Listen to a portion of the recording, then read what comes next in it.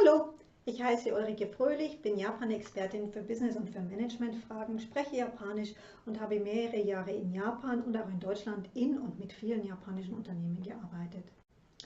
Ich merke immer wieder, dass diese Unterschiede in der Arbeitswelt, der westlichen Arbeitswelt auf der einen Seite, der japanischen Arbeitswelt auf der anderen Seite, immer wieder zu Irritationen und zu Missverständnissen führen. Diese Irritationen, Missverständnisse, wahrscheinlich auch diese gegenseitige Erwartungshaltung, die komplett anders voneinander ist, machen natürlich das Arbeitsleben enorm schwer. Im kompletten Extremfall kann es sogar zum Abbruch von der Kooperation, von den Geschäftsbeziehungen führen.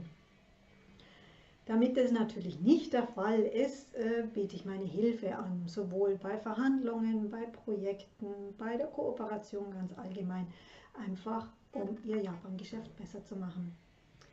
Viele von meinen Kunden wünschen sich immer wieder so den einen wichtigen, richtigen Tipp, wie man alles richtig macht mit den Japanern. Diesen einen Tipp gibt es natürlich nicht.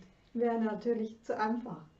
Dafür kann ich Ihnen jede Menge Hintergrundinformationen über die japanische Arbeitswelt geben, damit Sie dann die Arbeitsweise, die Vorgehensweise der Japaner besser verstehen können, sich besser darauf einstellen können und dann auch besser agieren können auf dem japanischen Markt oder mit Ihren japanischen Geschäftspartnern.